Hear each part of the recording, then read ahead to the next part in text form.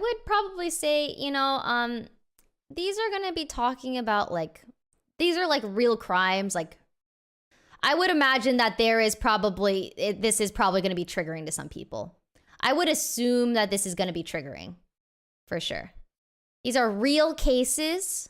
This is real. These are real people and real crime that has happened. So just be aware. Okay. Last one. Actual last one. Okay, one more.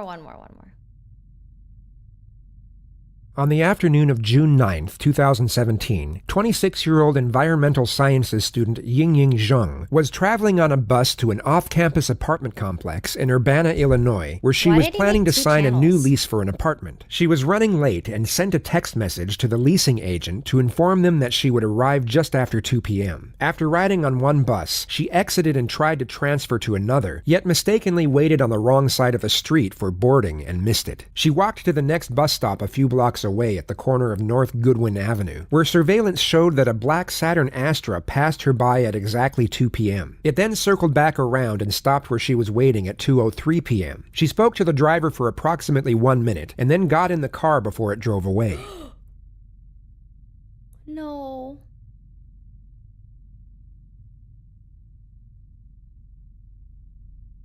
No. She trusted a stranger.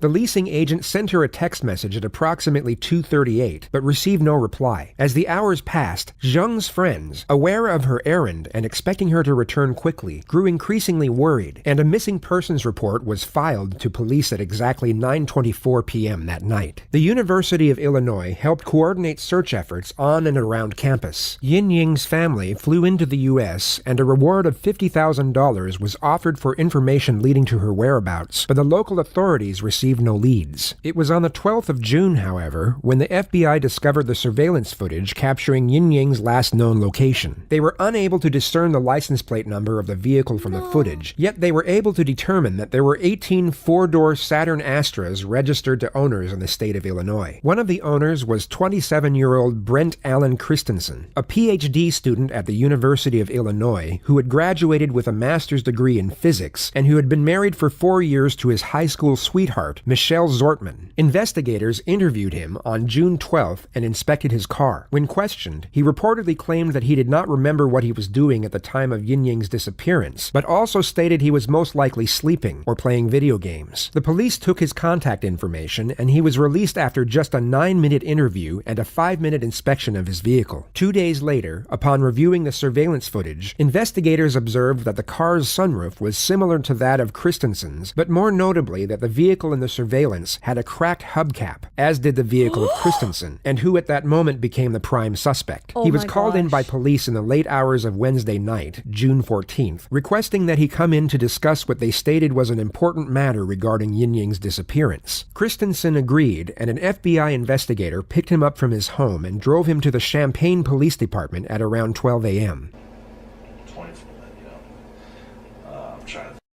They got him.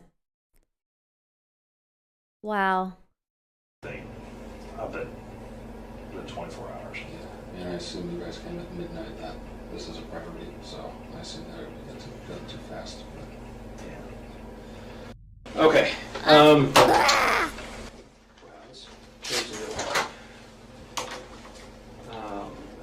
Like I said, you're home. My name is Anthony Manganero, especially with the FBI. I'm assigned here at Champaign. And then this is Eric? Yeah, Detective Eric Stuyvesant. Detective with University Police, okay. We are investigating the disappearance of Ms. Yingying. Because we are in my offices and it's late at night, I'm going to read you your advice of rights, okay? Again, this is a voluntary interview, so at any time you're done, we'll drive you back home. That's the end of it. So I know that You spoke with my colleague Joel. I've briefly been able to talk to him. We've been kind of running all over the state. So if you can kind of give me a recap of what you told him. No captions on this video. Appreciate it. Unfortunately. Our investigation, as I'm sure Joel probably told you, is the disappearance of this woman, this young lady, and the most viable tip that we had referred to a black Saturn Astra. So that's why he came to talk to you the other day. Do you remember what you told him? And I'm not going to hold you to it if there are certain details you forget. So they came... The suspect had just been read his rights and essentially made aware that he is now a suspect, yet instead of confronting the situation and demanding why he is being put in such an uncomfortable position at such a late hour, he calmly accepts and responds in a non-adversarial manner. Imagine yourself in his position. You have nothing to do with this young woman's disappearance, yet you are being hassled and even accused by police in a passive yet blatant fashion. You would most likely demand to know exactly why you were being questioned in such a manner, and exhibit some form of protest or objection at the current circumstances. They were just checking out all of the Saturn Astras in the area. Mm-hmm. I know it's a pretty rare car, so probably a short list. Yeah. He asked where my wife and I were during, I think it was 2 or 3 on Friday. And I mean, I graduated a couple weeks ago, so I'm looking for jobs right now. So, Okay. I mean, We didn't ask. Either playing video games on my computer or taking an afternoon nap. So, I was unable to produce an alibi. I looked into certain things to try and see if I could get some kind of info for an alibi. I sent some texts around that time, but none exactly between 2 and 3. He stated that he was looking for texts that he may have sent during the time in question for the purpose of producing an alibi. Yet he was clearly unaware that police would later confirm that he was not playing video games at any point during the day in question either. Even when offline, digital forensics are able to uncover the exact time a game was played and how long it was played for, which is far easier to determine on a computer than it is on a video game console like a PlayStation or Xbox. This wouldn't have completely refuted his alibi, as the suspect was smart enough to provide 2 possibilities. The narrative that he could have been sleeping at the time would still have credibility. I let them come in the apartments. They searched for stuff. I let them come in the car. They searched for stuff there. That was pretty much it. Okay. 10 minutes, 15 minutes. Give them my info. What'd you graduate in? Master's in physics. In physics? Yes. Wow, that's way smarter than me. Thanks. His morale's high. And I'm assuming that's over at the U of I there? Yes. Okay. You said your wife was out of town. Yes. The guys mentioned something about Wisconsin. Correct. Is that correct? That's correct. Okay. You guys are originally from there, or is Yes. that okay? Do you know what days she was in Wisconsin? Like late Thursday night, early Friday morning until Sunday evening. You mentioned that you thought you possibly sent text messages between, the hours of 2 or 3, so you weren't able to find any. That's correct. Do you recall any text messages they sent that day, or like were there Oh yeah, specific there were one. times? I actually left. Well, They didn't look through the phone, but I was trying to text to my phone. Okay. Like someone sent me a text at like 1:30. I responded at like 3:45 or something Okay. like that. So there are texts around it. Yeah, but maybe not. Not that exactly between specific. 2 and 3, and that's why I think I was probably lying down and sleeping, just because, like, especially now, I'll typically do stuff in the morning, look for jobs, apply to a few, and, like, I lie down to sleep, Yeah. wake up, respond. It definitely fits. That Okay. way, so. Was that kind of pattern of kind of looking for jobs, kind of having a little relaxation after graduation, was that typical of the entire week prior?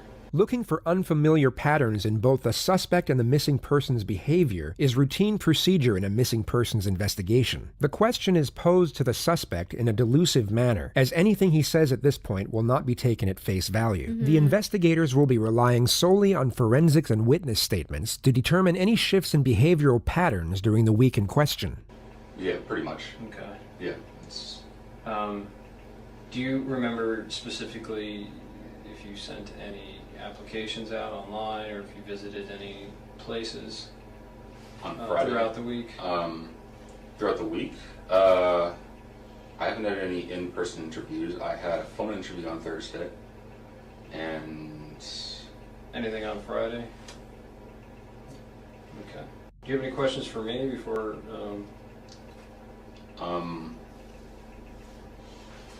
Why am I under suspicion? Is it just my car, or is there anything else? I mean, that's, you know, a large portion. I mean, it is a very unique car. Like I said, our search warrant is just for the car. Yeah. So we can, Yeah. you know, look into it. We can, of course, see what we can find. And, of course, you could also turn around and exonerate you completely. I mean, we're talking about a very rare car.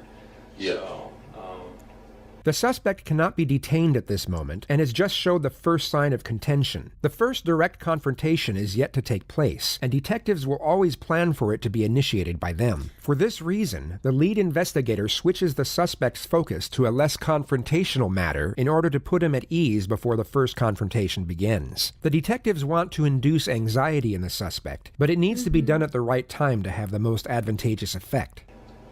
I feel like I have to listen so carefully because there's no subtitles. I love captions. how long were you at the U of I? Did you do undergrad there as well? No, I did my undergrad at UW Medicine. Okay. And I came here in 2013. Okay. I was initially in the PhD program, but decided I didn't want a PhD, so I just kind of left with the master's. Got it. I like the campus. It's all right. Not too bad. It's all right. Did you meet your wife there? Or? No, we actually grew up in the same hometown, didn't really know each other until end of high school. So we both moved to Madison when I went to undergrad and then moved here. Cool. Do you have any questions, Eric? Yeah, when we were talking about Friday, the day in question on the night, can you remember, you said you played video games all day on Friday? Yeah, Is it just between the time period that he's asking about, or just literally all day? literally all day. At the moment, not really hanging out with too many people or talking to too many people. My wife and the girl I talked to, she was busy, my wife was out of town, so it's like, well, I'm alone today. So, yeah, it's just You kind didn't of do a cruising campus or anything? I did on Saturday, but I mean, getting a little stir crazy, just decided to go out for a drive on Saturday, but... Did you go out to eat or anything? Go any places? No, I didn't go out to eat. Whenever two investigators are conducting an interrogation, they will always decide which one of them will be initiating the confrontation beforehand. Experienced investigators are often familiar enough with nonverbal cues that even a slight pause or look will be enough to signal the start of the encounter. Sick. Oh, there it was. He said it's time. You know that we didn't bring you all the way up here to talk about video games and what you had for lunch that day. Yep. Why do you think that we brought you up here?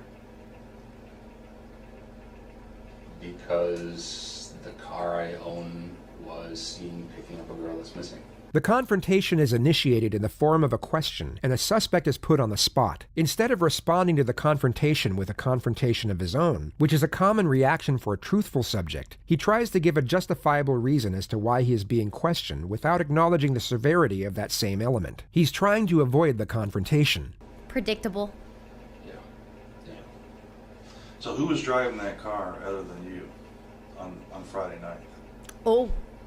Friday the 9th. You're driving your car on the 9th, weren't you? Does anybody else have access to that car? No one has access to that car. Okay. So how many sets of keys do we have to that car? 2. And where were they on the Friday? I would have had one, and my wife would have had one. And hers were in Wisconsin, right? Yeah. And what do you keep on that keychain? You keep both sets of keys, right? One for the Camaro, or do you have separate sets? I have one keychain, but sometimes I take the Camaro keys off of it. So. Now let's talk specifically about Friday. Okay. You went to school for how long at the U of I? Since 2013. Since 2013. Yeah, so you're very familiar with our campus. Not really. I never really talked to anyone. So you're kind of a loner? But specifically on that day, okay, when you originally told the agents that came to your apartment that you just played video games all day long, and you didn't leave the apartment. Yeah. But it's fair to say that we know that that's not true, correct? Why would I lie? I mean, You know why. Maybe there's some misunderstanding why we're here. Because like I said, we're not just looking for a needle in a haystack. I'm sorry, let me take that back. We are looking for a needle in a haystack. yeah. But my point is, you're making it sound like we just randomly came across your vehicle of the 1,400 Astros that are in the state of Illinois. I have So seen the video. so what would have happened that day that brings us to you? Probably that I live in Champaign. The suspect once again refuses to acknowledge the severity of the confrontation and offers a justifiable reason as to why he is being questioned in such a manner. I mean, I've never seen one before, an Astro. So, Okay. No, well,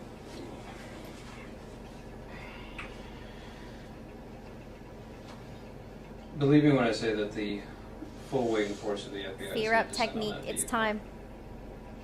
and all that entails. Okay. Right now, my primary concern and why I've been out till midnight, and these guys have been out till midnight every single night, is we're trying to find this girl. It's raining outside, it's nasty. She's a foreign student who's only been here for a few weeks. I want to find her. I'm asking for help. I know. I mean, I've got her getting into your car. I need to know why. He didn't deny it.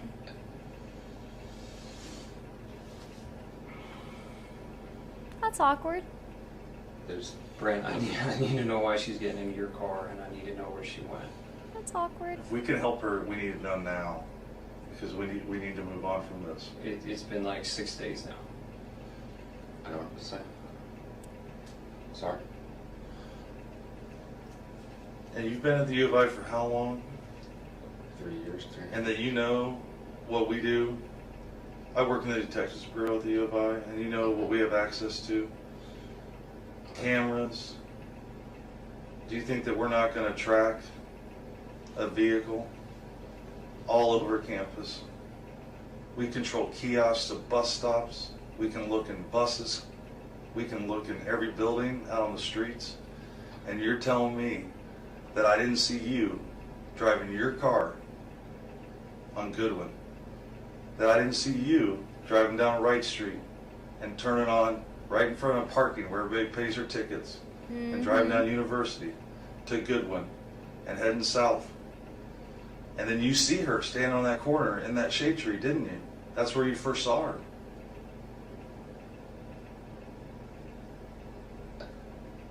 And then you turned. You turned on He's so Clark. guilty. And we still have cameras. I've seen the videos. I didn't see me. You've seen what we've allowed you to see. Can I see Idiot. the stuff that you're talking about? Do you think that we brought you up here to show you video? We want to understand why you did it. Yeah.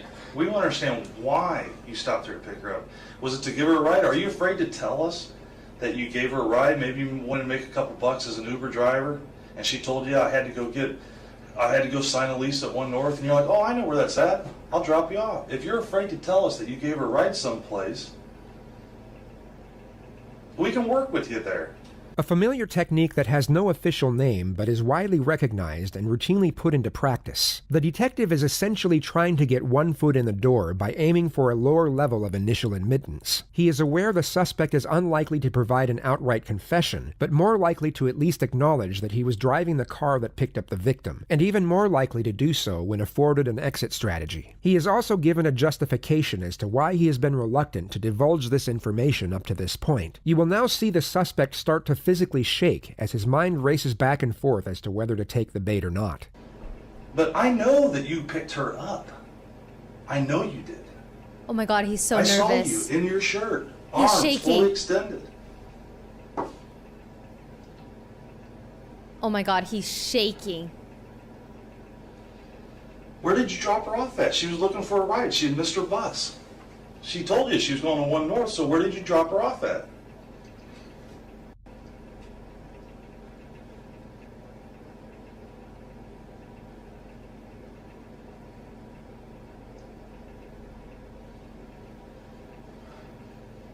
Oh my God, the fear.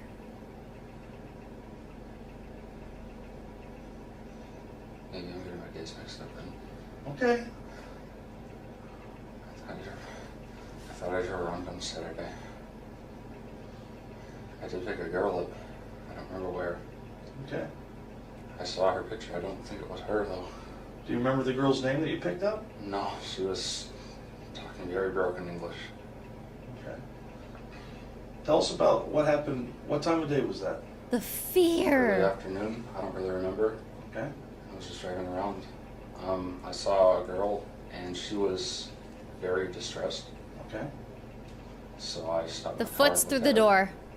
I asked her if she needed help. I talked to her for a little bit. Not much. I gave her a short ride, a couple blocks. Okay. She freaked out and got out. Okay. That's all it was. Was this when you got on the north side of the railroad tracks on Goodwin? When you went across University and you drove on north? Did you let her out by the hospital or by the railroad tracks? Or where did you let her out at? I don't really remember specifics. Was it close to where you picked her up? Yeah, it was relatively close. It was in a residential area. Okay. So I'd never really been over there before. I had no reason to. Okay. I mean, When you say she freaked out, what did she do? Did she start throwing things at you? Did she scratch you? It looks like you have a scratch on your right bicep there. Is that from? I scratched myself in my sleep. That's from me. Mm-hmm. Okay. So So she just freaked out. So she's sitting in the front passenger seat of your vehicle? Okay. Has anybody else sat in that front passenger seat since she got out of the car? probably. Not with me, but with my wife probably. I mean, So other than your wife, I don't who know else sat in the her. front passenger seat with you that you know? maybe a guy she's hanging out with. Your wife? Yeah. Okay. Beep. I don't know. I don't Okay, think it so- was her. And if it's her not again, Okay. I want to find this girl because I know she's alone and scared out there, and we don't Yeah. have any contact with her. So you said you picked her up. Yeah. You went a couple blocks away into a residential area. Do you remember if you went north? I went north for sure. Okay. I mean, I know my criminal directions. in the Yeah. city. Okay. So you went So north. that was relatively close to Loomis. So All right. To where? it was relatively close to Loomis. I'm somewhat Loomis? familiar with that area. Okay. And she said something like turn left after a couple blocks. Maybe she said something else because that's really when she started freaking out. And she wanted to get out of the car, get out, tried pulling the door. It's locked because the car auto locks. Mm-hmm. I'm locked. She got out. Does it? Where were the streets at? Do you remember? No, I don't remember. Do you remember what she was wearing? He's lying. No, I don't. What was her ethnicity? You said she had trouble speaking English. What was She was her- Asian. She was She Asian. was Asian. Okay. What do you think? How old do you think she was? Do you think she was a grad student, undergrad? Was she My somebody? guess was about 20. Okay. My guess was about 20. She was 26. Her hair length-ish, kind of here. I have trouble telling Asian people apart from one another. Sorry. Well, you would remember this that's- very specific though, because when you pulled up to her, you rolled your window down, she leaned into your car, so you were looking right at her face. And what did she Yeah. have on her face? What did she have on her head? You were looking right at her. You would remember if you let a Yeah, I stranger remember. into your car like And- that. and So I taught many semesters here, and a lot of the students were Asian. Okay, was she wearing glasses? Did she have a ball cap on? The detectives continue to inquire over the missing person's appearance in the hopes that the suspect will give them an accurate response. If they can ascertain that the suspect's memory is clear enough to accurately recollect what clothing an individual was wearing at a particular time, it will enable them to cut through claims of a poor memory when inquiring into separate matters that occurred during that same time period. If the suspect is guilty, it would be in his best interest to continue to assert that he can't remember. He has already stated that she was Asian and had poor English, yet these general details are far easier to remember than particulars, such as specific articles of clothing, which detectives are now trying to trap him with. She might have been wearing glasses. I don't remember that. So What did she tell you whenever you rolled down the window and you were chatting with her? You said she looked distressed. that's when I stopped. Do you remember specifically what Yeah, I thought it was she sad. said to you? I asked her if something was wrong.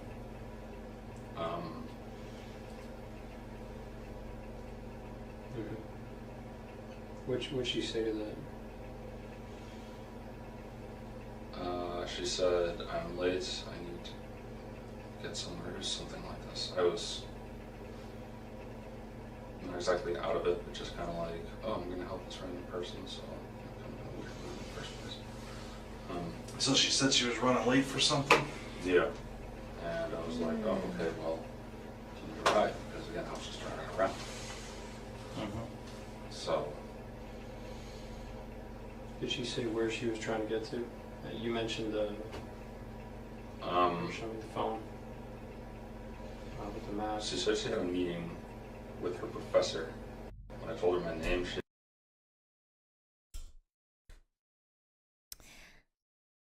Listen.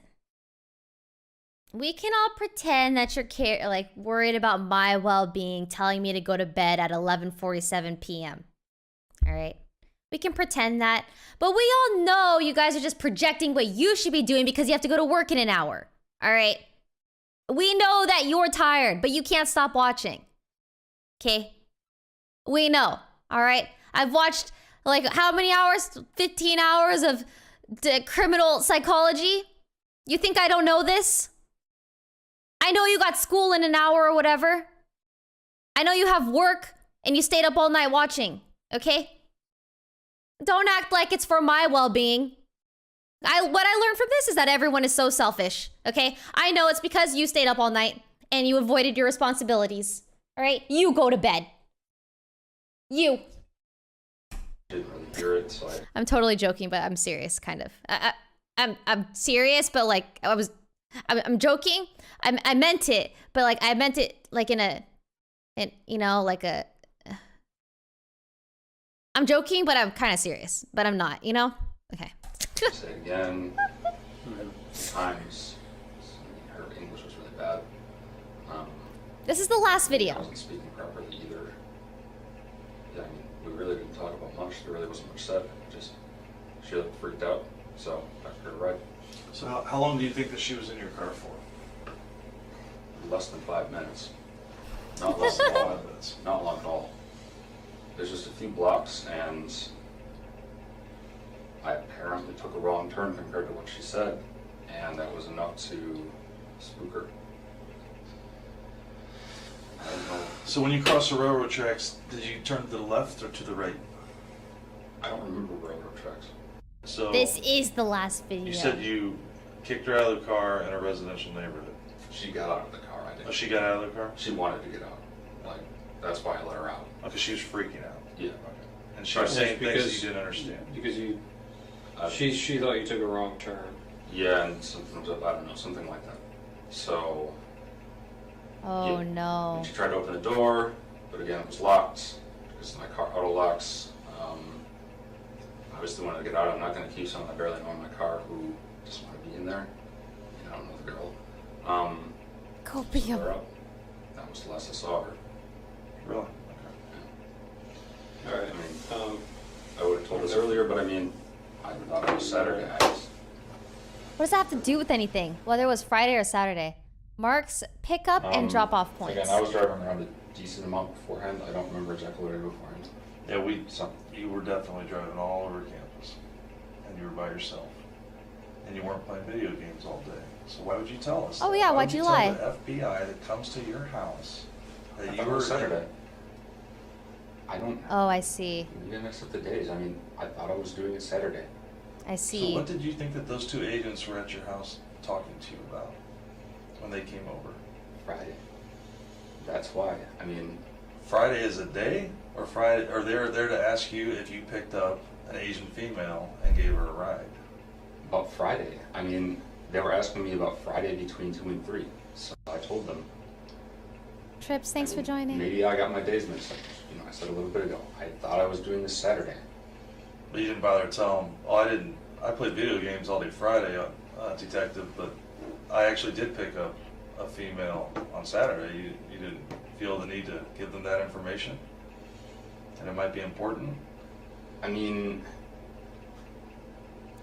The lead investigator makes the mistake of interrupting the suspect during a direct confrontation. He is understandably getting impatient, and is at this moment more focused on gathering pretext for cross-examination at a later stage. All right, so you go No. northbound through University. Where do you go next? Do you remember? I turned left, so it looks like What I a did go rookie past mistake. University. Recounts driving route. I'm gonna ask a Route. personal Route. question. Route. Don't take it the wrong way. You mentioned your wife went on vacation with another friend. You mentioned that there's another guy she hangs out with. You mentioned there was another girl you hang out with. Do you guys have a We're in an fairly open open relationship? Okay. Yeah, I have a girlfriend. She has a boyfriend as well. Okay. Some So what? kind Yeah? of strain between us as well, in an unrelated way. Okay. It's not because of their own relationship, it's just a strain. So, So every marriage goes through some rough patches. yeah, I mean, How long has that been going on, that strain?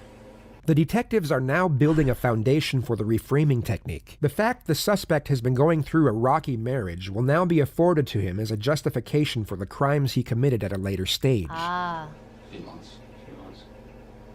I mean, Thanks, Jesse, Kiko, Arpit, and Mark. Thanks for joining. yeah, I mean, I didn't tell her that I did this because I was scared that, I mean,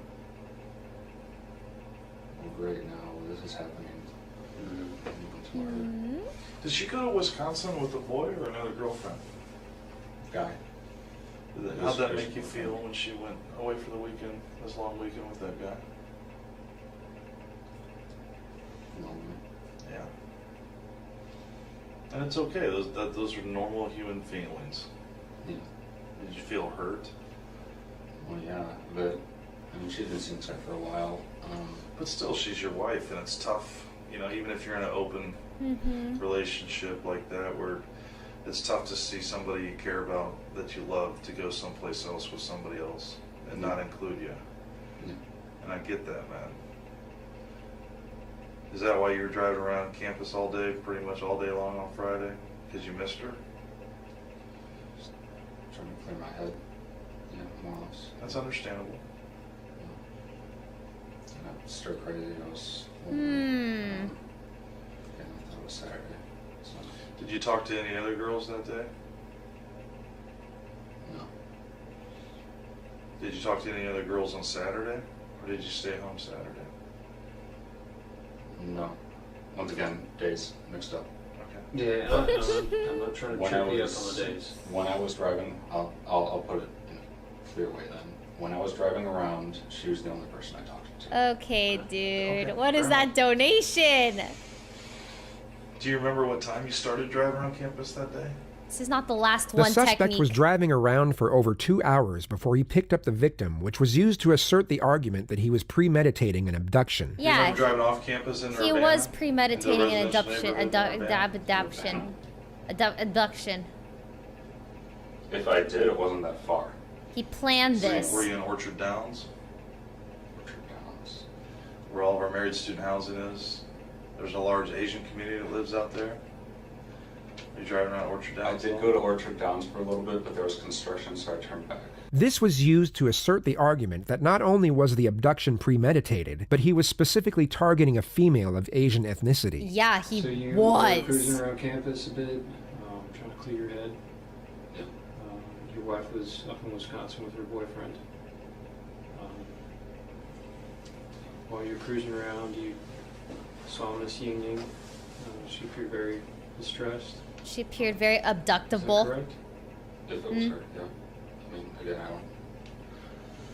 If I recognized her, I would have told the agents that came on Monday or Tuesday, blah, whatever it blah. was, that it was her. Okay. Like, because I knew she was missing.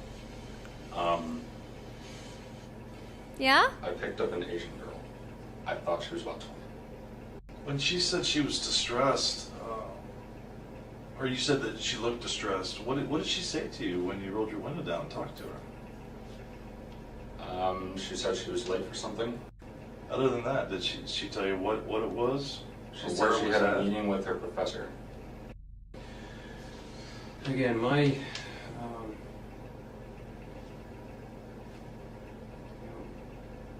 my theory is that she didn't get out of the car. I'm just being open with you. My theory is This guy, she was in there a little bit longer. he messed The lead up. detective is now using the same technique as the second detective used earlier to gain the initial admittance from the suspect. He doesn't directly accuse the suspect of abduction, but is trying to gain further admittance past what the suspect has already acknowledged, being that he simply picked up and dropped off Yin Ying after she panicked. I'd like you to be more forthcoming with me because, again, I need to find where she is. We have 600 Chinese students that have volunteered to look for her. What I can tell you is that Fear we will time. find her. Now, when we find her is up to you. Because you know, and we know, that she didn't just get out of your car. So we need to know where she is now, so that we can move forward from this. But if you maintain that she just got out of the car and walked away, it's very difficult for us to move forward. Were you hoping for just kind of like a quick tryst with her, or see if trying to pick her up? I mean, that would have been nice, but Another rookie mistake. Do you have, I'm going to ask you a weird question, and His a lot phone of us was have on. fetishes. How would you describe your relationship with your wife? Are you guys into certain things? Do you like porn? Do you like... we're pretty vanilla together. But Vanilla? yeah, that's pretty much it. We have some stuff in our apartment. I mean, do you have like certain types of people that you have fantasies about that you might want to hook up with? You know, Not particularly, no. Well, I missed it about for okay. I want to hook up Have with you ever, anime like- characters. You do realize like everything you tell us, we fact check regardless. But they don't of what you exist. tell us. So, Yeah, I know. like stuff like YouTube videos that you've seen Okay. regarding Asian women. Do you like videos of Asian women? Like Korean women? Like K-pop songs and stuff. I mean, Maybe. I like all types of women. Okay. And that's the truth. So I don't have an Asian fetish. But something drew your eye to her. Yeah. Because you were cruising all over. Mm-hmm. And If He she was was looking truly for a girl. distressed, I mean, there was an e-phone stand right behind her. She could have pushed that button and got help. And she didn't ask you for help, per se. She asked, she needed to get to, she was late for something. Yeah. And that's, so you offered to give her a ride. Mhm. You're a smart man. You have a PhD, right? Masters. Master's. Oh, you got out of the PhD. You're still a smart man, is my point. So you have to understand how technology works. How do you think I knew that she Googled the address to 1 North? How do you think I knew that? 1 minute after getting in your car. How do you think I knew that? Mm-hmm. We know that she didn't get out of your car. You need to be honest with us. Help us put this to rest. Help us bring her back to her family. You can do that. You can do that. You can do it right now.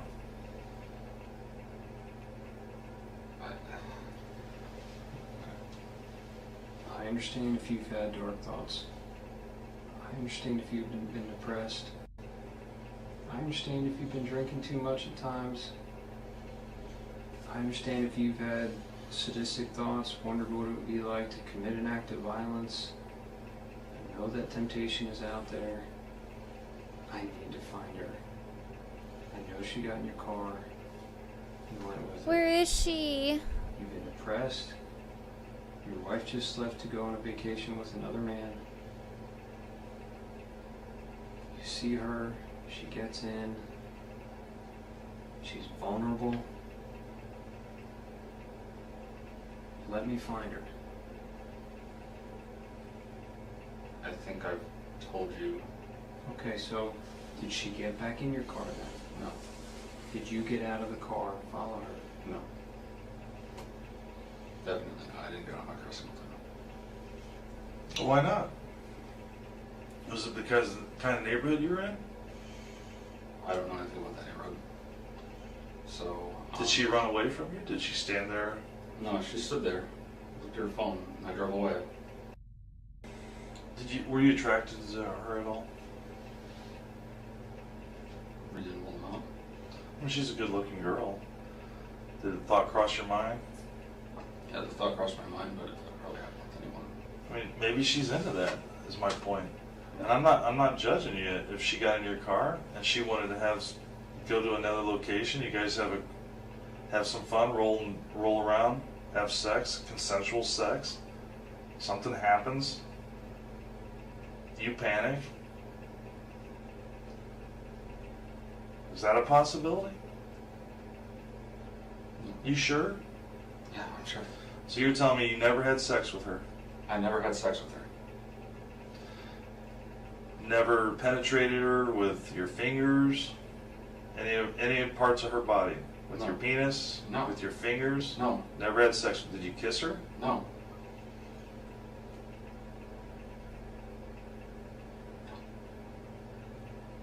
Liar. Liar. He's a liar! Are you afraid to tell me if you did? Yes, he is. It seems like you're trying to think, instead of just answer the question, you're trying to think about 3 steps forward, Well, like where I'm going with it. And I think I've demonstrated enough, I've shared enough with you that you know that I know that you didn't drop her off in that neighborhood. You know that we can follow her phone. okay. Mm-hmm. So where did you drop her off at? Where'd you take her, Brent?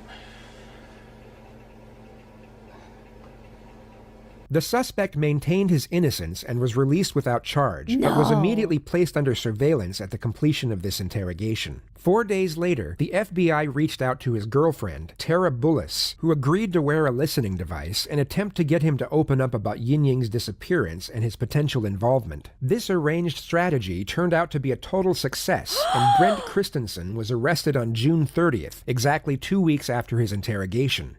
An FBI agent testified that Brendt Christensen's girlfriend became a key part of the case when she agreed to record conversations she had with him in the weeks following Ying Zhang's disappearance. A total of 9 recordings came from that. At first, he denied guilt and told her everything would be okay. But then on June 29th, after a night of drinking, he described killing Zhang in detail. Investigators say the final recordings were made the day of a memorial walk and concert for the missing Ying Zhang, an event that Christensen actually attended with his then-girlfriend. What he didn't know is that girlfriend was wearing an FBI recording device. On the walk home, the two began to talk about the crime. "I cut her clothes off and just started doing stuff to her," he said. Earlier in the conversation, he said, "She was resilient. I tried to choke her to death, but she didn't. I choked her for what must have been 10 minutes. Then I released her breath. I couldn't believe she was still alive." Christensen said he hit Zhang in the head with a bat and stabbed her, and she was still alive, so he decapitated her. Prosecutors say the recordings show that Christensen bragged about killing 12 other people, but they have no other evidence of more victims. Ying is the only person that has produced evidence that leads back to me. Number 13, he said. "I've been at this since I was 19. He told his girlfriend he had been wanting to talk to someone about it and he wanted to kill more people. "I still want to do it," he said. "It's my legacy." And as if this has not been hard enough for Zhang's family, some of them were in the courtroom today. Zhang's father kept his eyes closed during that recording. Christensen was mostly expressionless. His defense team has tried to paint him as a man with mental health and substance abuse issues who does not deserve the death penalty. The trial continues next week. It's a step toward justice for What? Ying Zhang. The man who kidnapped and killed her is guilty. Good evening, I'm Paul Cicchini. And I'm Jennifer Roscoe. A jury took less than 2 hours to convict Brendt Christensen of abducting and killing Zhang and lying to the FBI about it. She was last seen June 9th, 2017, getting into his black Saturn Astra on the U of I campus. Christensen faces either life in prison or the death penalty. Brendt Christensen, the convicted killer of Chinese scholar Ying Zhang, will spend the rest of his life in prison because a federal jury couldn't decide if he should be sentenced to die. The judge certainly didn't mince words in his final statements. CBS 2's Tara Molina is live in the newsroom with more on that decision tonight. Tara.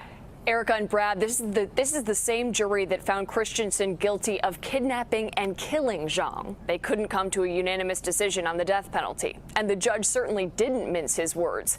In his final statements to Christensen, he said, quote, "The mercy extended to you by this jury is a testament to their humanity, not your character." Brendt Christensen is currently serving his sentence at the maximum security Statesville Correctional Center in Illinois. Despite the FBI recordings, he maintains his innocence to this day. The body of Ying Zhang is yet to be recovered.